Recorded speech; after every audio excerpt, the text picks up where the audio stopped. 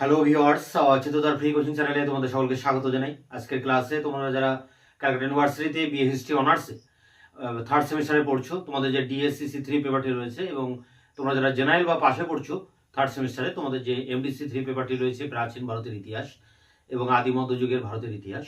এই পেপারটির একটি ইম্পর্টেন্ট প্রশ্ন, নালন্দা বিশ্ববিদ্যালয় আদি মধ্যযুগের শিক্ষা প্রতিষ্ঠান হিসেবে নালন্দা বিশ্ববিদ্যালয়ের কি ভূমিকা ছিল সে সম্পর্কে সংক্ষিপ্ত আলোচনা করব, এবং আলোচনা শেষে এই প্রশ্নের উত্তর তোমাদের সামনে তুলে ধরব। 2024-25 যে সাজেশন তোমাদেরকে আমি প্রোভাইড করেছি, সেই সাজেশনের 10 নম্বরে একটা ইম্পর্টেন্ট প্রশ্ন হিসেবে এটি তোমাদের জন্য খুবই গুরুত্বপূর্ণ। তা মূল প্রশ্নে আলোচনার আগে আমরা বোর্ডে কি লেখা রয়েছে একবার দেখে নেব। দেখো, বিএ হিস্ট্রি অনার্স এবং জেনারেল থার্ড সেম ডিএসসিসি 3 বা এমডিসি 3, এখানে প্রশ্ন হচ্ছে নালন্দা বিশ্ববিদ্যালয়। তা বিশ্ববিদ্যালয় আমরা জানি কি, এবং আমরা প্রত্যেকেই বিশ্ববিদ্যালয়ে পড়াশোনা করছি এখন এই মুহূর্তে। বিশ্ববিদ্যালয় নালন্দাতে একটি গড়ে উঠেছিল গুপ্ত যুগে, তাই এটাকে বলা হচ্ছে নালন্দা বিশ্ববিদ্যালয়।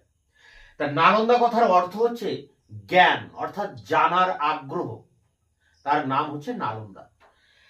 তা গুপ্ত সম্রাট প্রথম কুমারগুপ্ত, যিনি 414 থেকে 455 খ্রিস্টাব্দ এই সময় রাজত্ব করেছিলেন গুপ্ত সম্রাট হিসাবে, এই প্রথম কুমারগুপ্ত তিনি বিহারের নালন্দা জেলায় একটি বিশ্ববিদ্যালয় প্রতিষ্ঠা করেন, যার নাম নালন্দা বিশ্ববিদ্যালয়।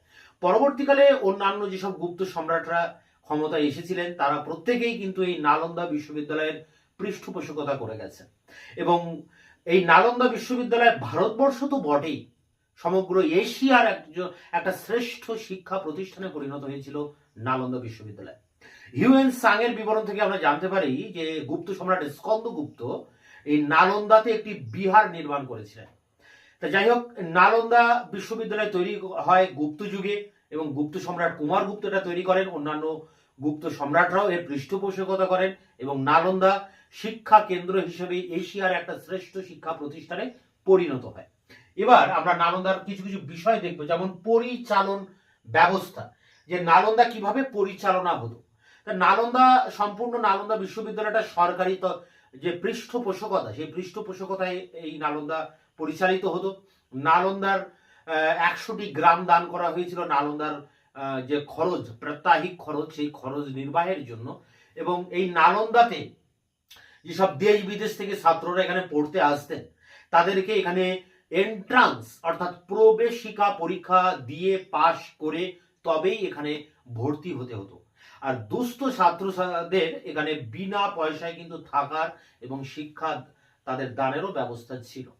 তা নালন্দা বিশ্ববিদ্যালয়ে তার খ্যাতির জন্য সারা ভারতবর্ষ তো বটেই, এবং এশিয়ার বিভিন্ন দেশ থেকে এখানে কিন্তু অধ্যয়ন করতে আসতেন অনেক ছাত্রেরা। এরপরে দেখো যেটা রয়েছে পঠন পাঠন। তো এখানে প্রায় 15টি বিষয় পড়ানো হতো, এবং পঠন পাঠন ব্যবস্থাটি ছিল খুবই সুন্দর সুশৃঙ্খল একটা ব্যবস্থা। পুরোটা সাবজেক্টের মধ্যে অনেক বিষয় ছিল, তর্কশাস্ত্র, নীতিশাস্ত্র, ব্যাকরণ, ইতিহাস, ভূগোল, শরীরবিদ্যা, জ্যোতিষশাস্ত্র, অলঙ্কার শাস্ত্র, অনেক, মানে 15টা সাবজেক্ট। প্রতিটা ছাত্রকে কিন্তু এই 15টা বিষয় পড়তে হতো, এবং এখানে প্রায় 10,000 ছাত্র এখানে পড়াশোনা করতেন, এবং তার মধ্যে শিক্ষক ছিলেন প্রায় 1,500। বাঙালি এক পণ্ডিত শিলভদ্র এখানে অধ্যাপনা করতেন, অধ্যক্ষ ছিলেন।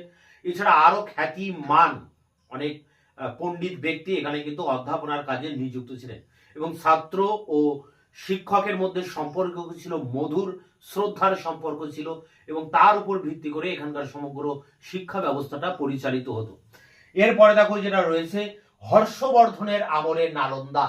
তো হর্ষবর্ধন যখন রাজত্ব করেন, অর্থাৎ গুপ্ত সাম্রাজ্যের পতনের পর হর্ষবর্ধনের উত্থান হয়, এবং হর্ষবর্ধনের রাজত্বকালে হিউয়েন সাং চীন দেশ থেকে তার রাজসভাতে আসেন, এবং তিনি নালন্দা পরিভ্রমণ করেন, এবং তিনি লিখে গেছেন, হর্ষবর্ধন মানে হিউয়েন সাং লিখে গেছেন যে হর্ষবর্ধনের রাজত্বকালে এই নালন্দা বিশ্ববিদ্যালয় খ্যাতির চূড়ান্ত শিখরে আরোহণ করেছিল।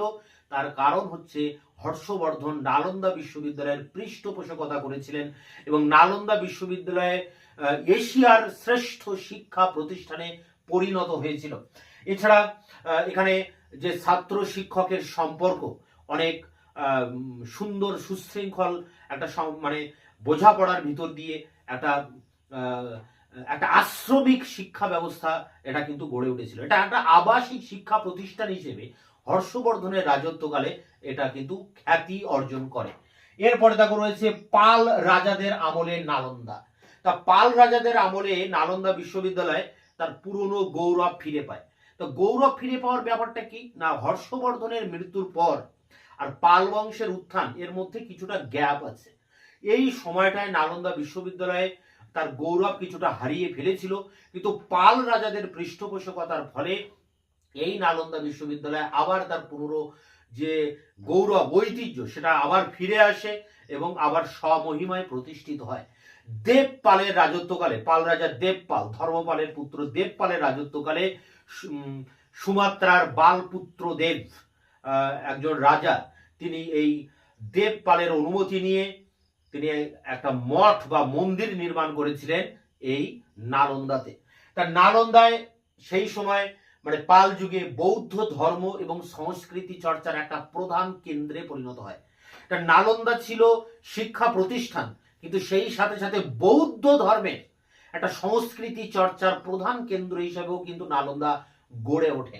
এরপরে দেখো রয়েছে এর গুরুত্ব অপরিসীম। ভারতবর্ষের প্রাচীন ভারতের শিক্ষা ব্যবস্থার ক্ষেত্রে ভারতে সমস্ত শিক্ষা প্রতিষ্ঠানগুলির মধ্যে শ্রেষ্ঠ শিক্ষা প্রতিষ্ঠান ছিল নালন্দা, এবং নালন্দার যে ঐতিহ্য গৌরব দেশ বিদেশে ছড়িয়ে পড়ে। চীন, তিব্বত, মঙ্গোলিয়া, মধ্য এশিয়া, পশ্চিম এশিয়া এইসব দেশগুলো থেকে অনেক ছাত্র, অনেক ভ্রমণকারী তারা নালন্দায় আসেন। যেমন ঈদ সিং এসেছিলেন 675 খ্রিস্টাব্দে, এখানে কিন্তু অধ্যয়ন করে গেছেন। হিউয়েন সাং যিনি হর্ষবর্ধনের রাজত্বকালে এসেছিলেন, তিনিও কিন্তু নালন্দাতে বহুদিন অধ্যয়ন করে গেছেন। তা সেইভাবে আরো অনেক দেশ থেকে, শুধু চীন নয়, কোরিয়া, জাপান, মানে তিব্বত, মঙ্গোলিয়া, এশিয়ার অনেক দেশ থেকে অনেক বিদ্যার্থী এখানে আসতেন এবং অধ্যাপনা করতেন। এখানে একটা গ্রন্থাগার ছিল, রত্নদধি, রত্নসাগর, রত্নরঞ্জক। গ্রন্থাগারের এই তিনটি ভাগ ছিল এবং অসংখ্য বই পুস্তক ছিল এই গ্রন্থাগারে। এবার আমরা আসছি যে নালন্দার ধ্বংস সাধন। নালন্দা বিশ্ববিদ্যালয় ধ্বংস হয়ে যায়। এই ধ্বংস কিন্তু প্রাকৃতিক কারণে হয়নি, মনুষ্য কারণে হয়েছিল। বখতিয়ার খলজি, যিনি কুতুবুদ্দিনের সমসাময়িক একজন মোহাম্মদ ঘুরির একজন অনুচর ছিলেন, তিনি বাংলাদেশে আক্রমণ করতে আসছিলেন এবং বিহার আক্রমণ করে যখন তিনি বাংলাদেশে আসছিলেন তখন প্রচুর ধনরত্নের লোভে তিনি এই বিহার আক্রমণ করেন, অর্থাৎ এই বিশ্ববিদ্যালয়, নালন্দা বিশ্ববিদ্যালয় আক্রমণ করেন। তিনি ভেবেছিলেন এখানে প্রচুর সোনা দানা রয়েছে, এই ভ্রম থেকে তিনি এই জায়গায় আক্রমণ করেন। যদিও তার আক্রমণের পূর্বে সেই আক্রমণের খবর পেয়ে এই জায়গার যেসব বৌদ্ধ পণ্ডিতরা ছিলেন তারা তাদের দামি মূল্যবান পুঁথিপত্র সঙ্গে করে নিয়ে তারা হিমালয় পাহাড় টপকে তারা তিব্বতে চলে গিয়েছিলেন। তো যাই হোক, এখানে বখতিয়ার খলজি আসেন, আক্রমণ করেন, কিন্তু কোনো রকম সোনা দানা, কিছু ধনরত্ন না পেয়ে তিনি এই 1195 নাগাদ তিনি এই নালন্দা বিশ্ববিদ্যালয়ে অগ্নিদগ্ধ করেন। ফলে এখানে যে মূল্যবান গ্রন্থাগার ছিল, রত্নদধি, রত্নরঞ্জক, রত্নসাগর, এই গ্রন্থাগারটি কিন্তু পুড়ে ছারখার হয়ে যায় এবং নালন্দা বিশ্ববিদ্যালয় একটা ধ্বংসস্তূপে পরিণত হয়। সেই ধ্বংসস্তূপ হয়ে কালের সাক্ষী হয়ে আজও কিন্তু আমাদের সামনে দাঁড়িয়ে রয়েছে। তা নালন্দা বিশ্ববিদ্যালয় অবশ্যই আমাদের ইতিহাস প্রেমী ছাত্র ছাত্রী যারা আমরা আছি, আমাদেরকে কিন্তু জানতেই হয় যে এই নালন্দা বিশ্ববিদ্যালয় সম্পর্কে। তাই এই ছিল এর সংক্ষিপ্ত আলোচনা, যেখানে এর প্রতিষ্ঠা কাল সম্পর্কে প্রথমে আলোচনা করতে হবে। কবে কে প্রতিষ্ঠা করছেন, কারা কারা পৃষ্ঠপোষকতা করছেন, কখন এর খ্যাতি চরম শিখরে উঠছে, পরিচালন ব্যবস্থাটা কি, পঠন পাঠন কি কি বিষয়ে করা হতো, হর্ষবর্ধনের আমলে কেমন ছিল, পাল রাজাদের আমলে কেমন ছিল, এর গুরুত্বটা কি এই বিশ্ববিদ্যালয়ের, এবং শেষে এর অবক্ষয়টা কিভাবে হলো। তো এর যে অ্যান্সার আছে 10 নম্বরে 500 ওয়ার্ডে, সেই অ্যান্সার নিয়ে এবার তোমাদের সামনে অন স্ক্রিনে আমি আলোচনা করছি। হিস্ট্রি অনার্স বা জেনারেল 3rd সেম, ডিএসসিসি 3 বা এমডিসি 3, আদি মধ্যযুগে ভারতের শিক্ষার বিকাশে নালন্দা বিশ্ববিদ্যালয়ের ভূমিকা আলোচনা করো, মার্কস 10। নালন্দা শব্দের অর্থ হলো জ্ঞান বা জানার আগ্রহ। গুপ্ত সম্রাট কুমারগুপ্ত 414 থেকে 455 বর্তমান বিহারের নালন্দা জেলায় নালন্দা বিশ্ববিদ্যালয়টি প্রতিষ্ঠা করেন। নালন্দা বিশ্ববিদ্যালয় প্রাচীন ভারত তথা এশিয়ার শ্রেষ্ঠ শিক্ষা প্রতিষ্ঠান রূপে দীর্ঘকাল খ্যাতির শিখরে বিরাজ করেছিল। প্রতিষ্ঠার পর থেকে বিভিন্ন গুপ্ত সম্রাটগণ এর পৃষ্ঠপোষকতা করেন। গুপ্ত সম্রাট স্কন্দগুপ্ত নালন্দায় একটি বিহার নির্মাণ করেছিলেন বলে হিউয়েন সাং উল্লেখ করেছেন।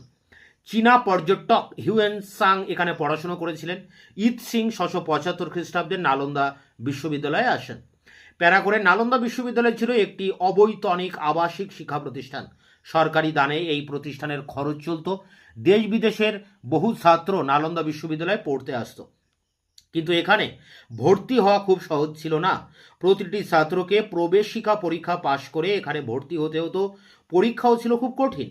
ভর্তি হওয়ার পর একাধিক্রমে 7 থেকে 8 বছর এখানে থেকে পড়াশোনা সম্পূর্ণ করতে হতো। প্যারা করে দেখো, নালন্দা বিশ্ববিদ্যালয়ে অন্তত 15টি বিষয় পড়ানো হতো। বিষয়গুলির মধ্যে অন্যতম ছিল বেদ, বৌদ্ধ দর্শন, ব্যাকরণ, নীতিশাস্ত্র, জ্যোতিষশাস্ত্র, আয়ুর্বেদ, পালি সাহিত্য, গণিত শাস্ত্র, রসায়ন, পদার্থবিদ্যা, ভূগোল, ইতিহাস প্রভৃতি। সবগুলি বিষয়ই ছাত্রদের চর্চা করতে হতো। বিশ্ববিদ্যালয়ের বিশাল গ্রন্থাগার ছিল। এর 3টি ভাগ ছিল, রত্নরঞ্জক, রত্নদধি ও রত্নসাগর। গ্রন্থাগারে বহু পুঁথিপত্র ও আকর গ্রন্থ থাকত। প্যারা করে দেখো, হিউয়েন সাং উল্লেখ করেছেন যে হর্ষবর্ধনের আমলে নালন্দা বিশ্ববিদ্যালয় খ্যাতির শিখরে পৌঁছেছিল। শুধু ভারতে নয়, নালন্দা বিশ্ববিদ্যালয় ছিল তখন সমগ্র এশিয়ার মধ্যে শ্রেষ্ঠ শিক্ষা প্রতিষ্ঠান। দেশ বিদেশের বহু ছাত্র এখানে পড়াশোনা করতে আসতো। এখানে 10,000 ছাত্র ও 1500 শিক্ষক ছিলেন। বিখ্যাত পণ্ডিতগণ এখানে শিক্ষক হিসাবে নিযুক্ত ছিলেন। শিক্ষকগণ ছিলেন জ্ঞানী, গুণী ও চরিত্রবান। মেধাবী ছাত্ররা এখানে বিনা ব্যয়ে পড়াশোনা করতে পারত। হিউয়েন সাং নিজে এখানে পড়াশোনা করেছিলেন। তখন নালন্দার অধ্যক্ষ ছিলেন বাঙালি পণ্ডিত শীলভদ্র। হর্ষবর্ধন নালন্দা বিশ্ববিদ্যালয়ের উন্নতির জন্য প্রভূত অর্থ ব্যয় করেছিলেন। প্যারা করে পাল রাজারা ছিলেন শিক্ষা ও সাহিত্যের পৃষ্ঠপোষক। তাদের পৃষ্ঠপোষকতায় শিক্ষা ও সাহিত্যের অভূতপূর্ব উন্নতি হয়েছিল। নালন্দা বিশ্ববিদ্যালয় পাল যুগে তার হারানো গৌরব ফিরে পেয়েছিল। পাল বংশের শ্রেষ্ঠ রাজা দেবপালের আমলে সুমাত্রার শৈলেন্দ্র বংশীয় রাজা বালপুত্র দেব তার অনুমতি নিয়ে নালন্দায় একটি বৌদ্ধ মঠ প্রতিষ্ঠা করেছিলেন। দেবপালের প্রয়াসে সেই যুগে নালন্দা বিশ্ববিদ্যালয় বৌদ্ধ ধর্ম ও সংস্কৃতি চর্চার প্রধান কেন্দ্রে পরিণত হয়েছিল। প্যারা করে দেখো, নালন্দা বিশ্ববিদ্যালয়ের খ্যাতি দেশ বিদেশে ছড়িয়ে পড়েছিল। ভারতের বিভিন্ন প্রান্ত, এমনকি ভারতের বাইরের বিভিন্ন দেশ থেকেও ছাত্ররা এখানে পড়াশোনা করতে আসতো। চীন, তিব্বত, মধ্য এশিয়া, দক্ষিণ পূর্ব এশিয়া থেকে ছাত্ররা এখানে আসতো। অনেক রাত পর্যন্ত পঠন পাঠন চলতো। ছাত্র শিক্ষক সম্পর্ক ছিল মধুর। পঠন পাঠনের বিষয়ে ছাত্ররা সর্বদা শিক্ষকদের সান্নিধ্য লাভ করতে পারত। তবে সকলকেই কঠোর নিয়মকানুন মেনে চলতে হতো। এরপরে দেখো, শেষ প্যারা যেটা বলা হচ্ছে, নালন্দা বিশ্ববিদ্যালয় দীর্ঘকাল যে খ্যাতির আলো ছড়িয়েছিল তা ছিল এক কথায় বিস্ময়কর। কিন্তু 1199 খ্রিস্টাব্দে তুর্কি সেনাপতি বখতিয়ার খলজির বিহার আক্রমণের ফলে বিশ্ববিদ্যালয়টি ধ্বংসপ্রাপ্ত হয়। বিহার আক্রমণ করে বখতিয়ার অন্যান্য সৌধের সঙ্গে বিশ্ববিদ্যালয়ের গ্রন্থাগারটিও আগুনে পুড়িয়ে দেন। এইভাবে নালন্দা বিশ্ববিদ্যালয়ের পতন ঘটে। নালন্দা বিশ্ববিদ্যালয়ের ধ্বংসাবশেষ আজও ইতিহাসের নীরব সাক্ষী হয়ে দাঁড়িয়ে আছে। তো এই ছিল নালন্দা বিশ্ববিদ্যালয়ের উপরে 10 নম্বরের কোশ্চেন অ্যান্সার। তোমরা এটা সংগ্রহ করে পরীক্ষার প্রস্তুতি নাও। তোমাদের এই পেপারের অনেকগুলি প্রশ্নের উত্তর আমি ইতিমধ্যে চ্যানেলে আপলোড করে দিয়েছি, তার লিঙ্ক দেওয়া থাকবে এই ভিডিও ডেসক্রিপশন বক্সে। তোমরা ভিডিওগুলো অবশ্যই দেখে নিও। দেখা হচ্ছে নতুন কোনো ভিডিও ক্লাসে। ততক্ষণে চ্যানেলকে সাবস্ক্রাইব করে রাখবে, বন্ধুদের কাছে শেয়ার করবে, নিজেদের মতামত জানাবে কমেন্ট সেকশনে। ভিডিওটি ভালো লাগলে অবশ্যই একটা লাইক দেবে।